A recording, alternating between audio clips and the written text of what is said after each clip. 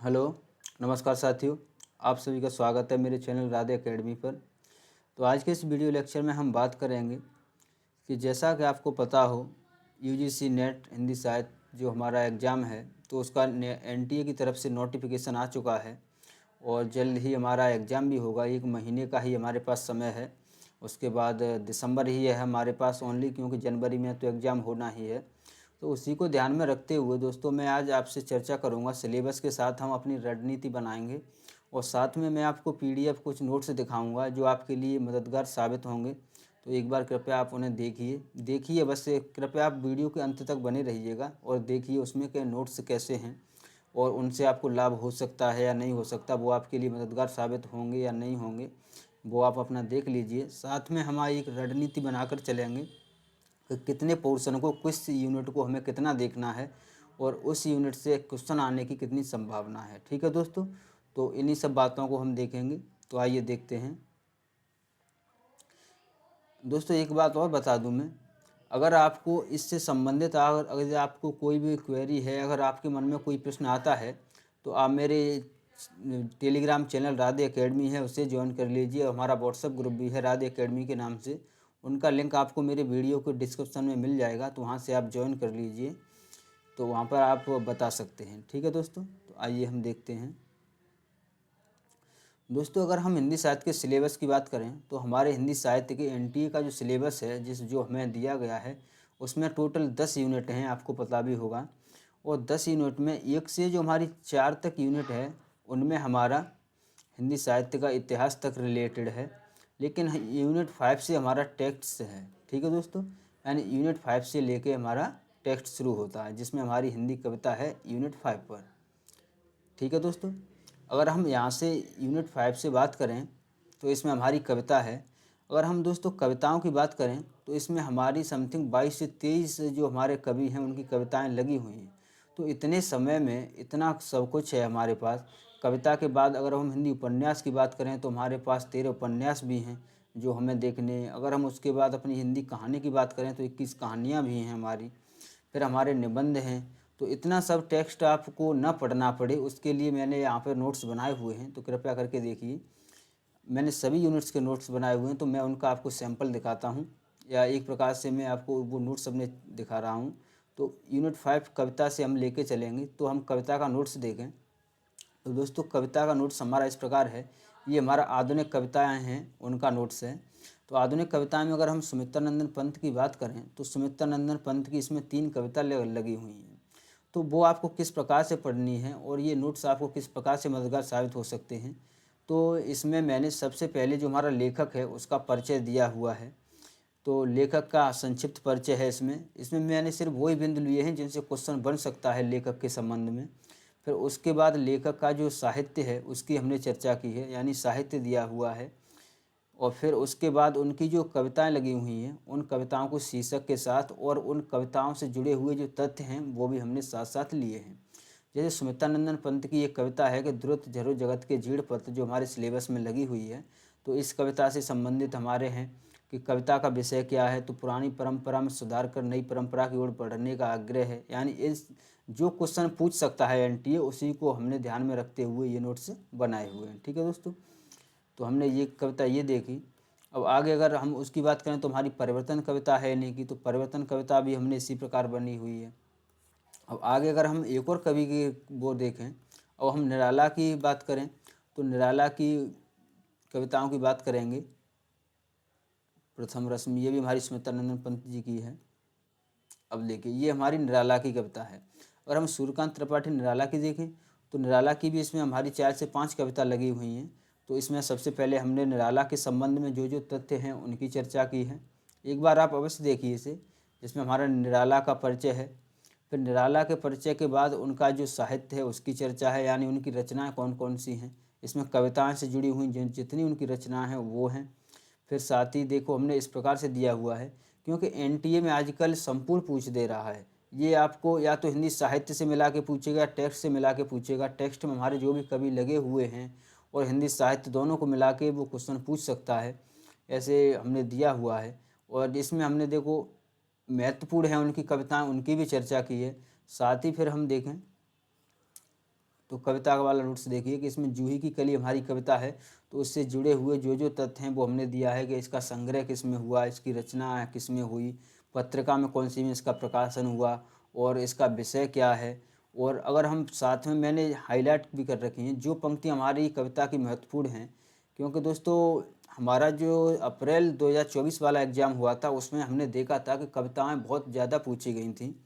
जो हमारा exam cancel हुआ था तो उसमें हमने देखा था कि कविताओं से उसने बहुत ज़्यादा पूछा हुआ था, यानी यूनिट 5 से बहुत ज़्यादा पूछा हुआ था। फिर हमारा जो री एग्ज़ाम हुआ उसमें कविता नहीं थी, लेकिन अब आपने देखा होगा कि पिछले जो हमारा नेट का एग्ज़ाम हुआ उसमें कविताएँ नहीं थीं, यानी नेक्स्ट अब जो पूछेगा वो नेक्स्ट कक्षा से पूछने की ज़्यादा संभावना है, तो इस यूनिट को हमें सही से देखकर चलना होगा। ठीक है दोस्तों, तो साथ में मैंने आपको दिखाया। अब दूसरी कविता है उनकी जागो फिर एक बार। तो इसी प्रकार ये हमारा आधुनिक कविता का पूरा नोट्स है, अगर आपको चाहिए तो आप मुझे बता सकते हैं। ठीक है दोस्तों, अब हम नेक्स्ट हमारी जो यूनिट है, अब यूनिट 5 के बाद है हमारी यूनिट 6, वो है हिंदी उपन्यास। ठीक है दोस्तों, अगर हम हिंदी उपन्यास की बात करें तो हम सारे उपन्यास, अब इतना समय नहीं है, अगर कोई नया बच्चा है, अगर कोई नया विद्यार्थी है और वो अपनी नेट दिसंबर वाला देना चाहता है तो उसके पास अब इतना समय नहीं है कि वो सारे उपन्यास पढ़ सके या एनटीए का पूरा सिलेबस पढ़ सके। तो उसके लिए मैंने क्या किया है कि नोट्स का, अगर मैं आपको नोट्स दिखाऊंगा, अब हम यूनिट उपन्यास की बात करेंगे तो हमने एक उपन्यास लिया हुआ है शेखर एक जीवनी। तो इसमें मैंने क्या किया है कि शेखर एक जीवनी में सबसे पहले हमारे जो लेखक हैं अज्ञे, उनका परिचय दिया हुआ है, यानी अज्ञे का बिल्कुल संक्षिप्त परिचय है। और साथ में इतना स्पेस है कि अगर आप थोड़ा बहुत और अपनी तरफ से पढ़ेंगे तो आप उसके भी ऐड डाउन कर सकते हैं। साथ ही उनके उपन्यास, कितने उनके उपन्यास हैं, फिर शेखर एक जीवनी जो हमारा उपन्यास है उससे जुड़े हुए तथ्य, यानी शेखर एक जीवनी से जितने भी हमारे तथ्य जुड़े हुए हैं मैंने उनको लिया है। उसके बाद हमारा पात्र परिचय है, पात्र परिचय में मैंने सारे पात्र लिए हैं। फिर उसके बाद दोस्तों भूमिका से भी क्वेश्चन पूछ देता है, भूमिका हमारी किसी की भी हो, किसी भी पुस्तक को हम पढ़ रहे हैं, किसी की विधा को पढ़ रहे हैं तो उसमें भूमिका बहुत इम्पोर्टेंट है, तो मैंने साथ में भूमिका को लिया हुआ है। भूमिका के बाद दोस्तों बताऊं कि आजकल जो एनटीए क्वेश्चन पूछ रहा है वो बीच बीच से पूछ दे रहा है। ठीक है दोस्तों, यानी पूरे उपन्यास में से वो आपको कहीं से भी क्वेश्चन पूछ सकता है। तो अगर आपने शेखर एक जीवनी उपन्यास पढ़ा हो तो शेखर एक जीवनी उपन्यास में हमारे 4 खंड दिए हुए हैं। तो मैंने जो प्रत्येक खंड है, यानी प्रत्येक शीर्षक है हमारे उपन्यास में, तो प्रत्येक शीर्षक में से कौन कौन सी जो महत्वपूर्ण पात्र की बातें हैं, यानी जो संवाद हैं वो लिए हुए हैं, साथ ही कौन कौन सी पंक्तियाँ मोस्ट इम्पोर्टेंट हैं वो मैंने ली हुई हैं। ठीक है दोस्तों, तो आप देख सकते हैं इसमें पूरा टेक्स्ट नहीं है, टेक्स्ट के अंदर जो हमारा दिया हुआ है उसी में से जो मुख्य मुख्य है वो मैंने लिया हुआ है। ठीक है दोस्तों, तो आप ये देख लीजिए, ये हमारी उपन्यास की पीडीएफ है और ये पूरे उपन्यास की, शेखर एक जीवनी हमारा इतना बड़ा उपन्यास है लेकिन मात्र ये हमारी 17 पेज की पीडीएफ है। इतना तो दोस्तों आपको पढ़ना पड़ेगा। अब आपको इतना ये ज़्यादा नहीं लगना चाहिए कि ये तो 17 पेज हैं, 17 पेज का इतना बड़ा बना दिया है। तो इतना अगर आपको एनटी का क्वेश्चन हल करना है, तो उपन्यास का क्वेश्चन हल करना है तो आपको इतना तो पढ़ना ही पड़ेगा। ठीक है दोस्तों, आपको पूरा उपन्यास में पढ़ने के लिए नहीं बोल रहा हूँ, लेकिन आपको इतना तो पढ़ना पड़ेगा। अब हम नेक्स्ट हमारी जो यूनिट है, नेक्स्ट यूनिट हिंदी उपन्यास के बाद हमारी हिंदी कहानी है। तो हिंदी कहानी की बात करें तो हिंदी कहानी देखिए, तो हिंदी कहानी का हमारा ये संपूर्ण नोट्स है, तो इसमें हमारी सारी कहानियाँ दी हुई हैं। अब कहानियों की बात करें तो कहानी मैंने किस प्रकार से रखी हुई हैं, तो हम चलो कोई भी एक कहानी देख लेते हैं। अगर दोस्तों हम एक कहानी, हमारी अपना अपना भाग्य जो कहानी है जिनेंद्र कुमार की, अगर हम इसी की बात कर लें तो इसमें क्या है कि पहले हमारा लेखक परिचय है, लेखक परिचय हो गया, फिर उसके बाद उनके कहानी संग्रह हैं, कहानी संग्रह के बाद, क्योंकि ये हमारा इम्पोर्टेंट लेखक, जो जितने लेखक लगे हुए हैं उनकी प्रत्येक साहित्य में जो जो उन्होंने रचना की है वो तो हमें पता होनी ही चाहिए। ठीक है, उसके बाद हमारा जो अपना अपना भाग्य कहानी है, अब हमने उससे जुड़े हुए तथ्यों की चर्चा की है, जिसमें हमने कहानी का प्रकाशन कब हुआ है, कहानी कौन से कहानी संग्रह में संकलित है, उसमें कौन कौन से शीर्षक में कितनी कहानियाँ संकलित हैं शीर्षक नाम से। जैसे हमारी जो अपना अपना भाग्य कहानी है ये वातायन कहानी संग्रह में संकलित है, जैसे कि मैंने बताया अपना अपना भाग्य हमारी वातायन कहानी संग्रह में संकलित है और इसमें कुल 13 कहानियाँ हैं, तो मैंने 13 कहानियों के शीर्षक दे रखे हैं।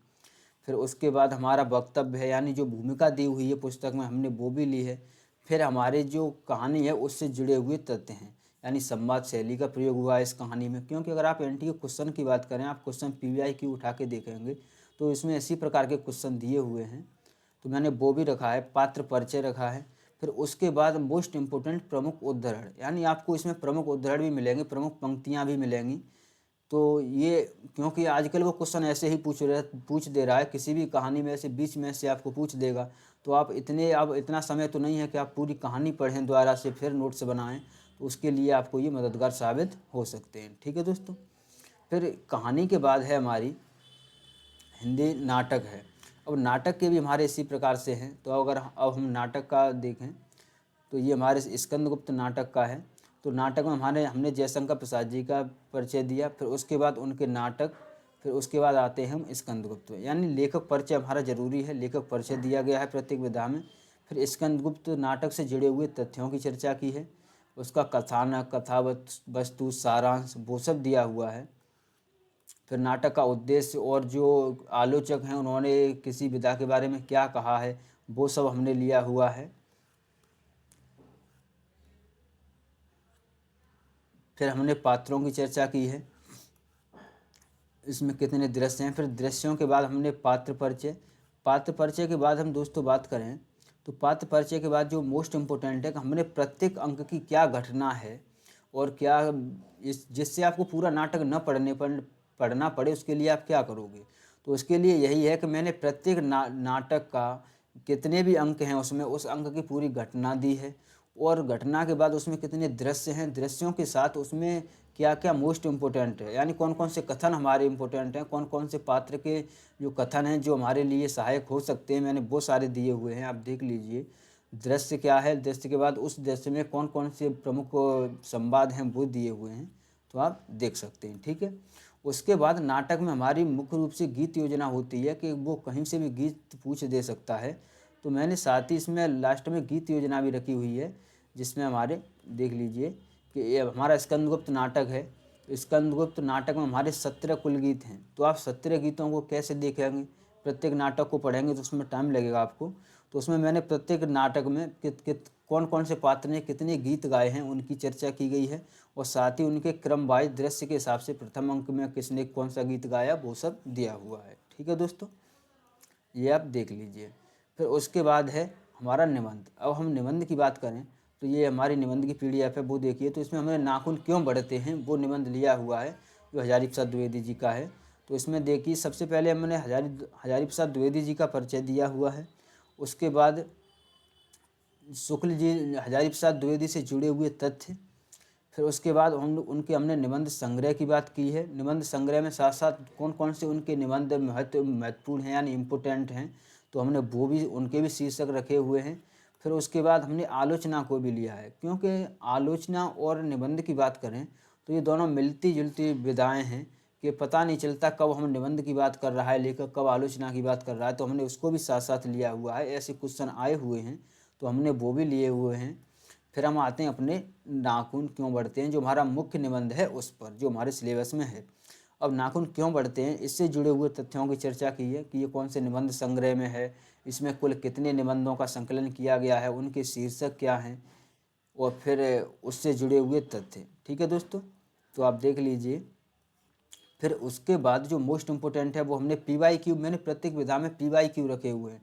दोस्तों जिस विधा में जौन सी विधा हम पढ़ रहे हैं उसके साथ हम कौन सा शीर्षक पढ़ रहे हैं, कौन सा, जैसे हम निबंध पढ़ रहे हैं तो निबंध में हमने देखा सबसे पहले लेखक परिचय है, लेखक परिचय के बाद उसका साहित्य परिचय है जो हमारी विधा से जुड़ा हुआ है, निबंध है तो निबंध, नाटक है तो नाटक।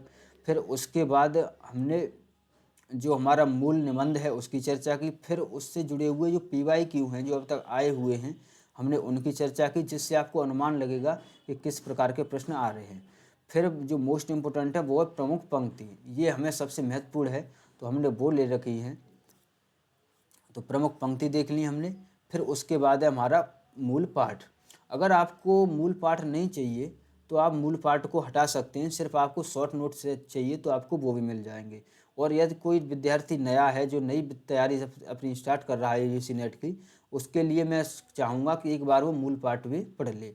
तो आपको ये पूरा फॉर्मेट मैंने आपको दिखा दिया। ठीक है दोस्तों, अब ऐसे ही हमारे अन्य गद्य विधा के भी यूनिट 10 के भी नोट्स होंगे, तो वो अभी मैंने शायद PDF नहीं ली है, तो वो मैं आपको टेलीग्राम पर भेज दूंगा, तो आप वहाँ से देख लीजिएगा।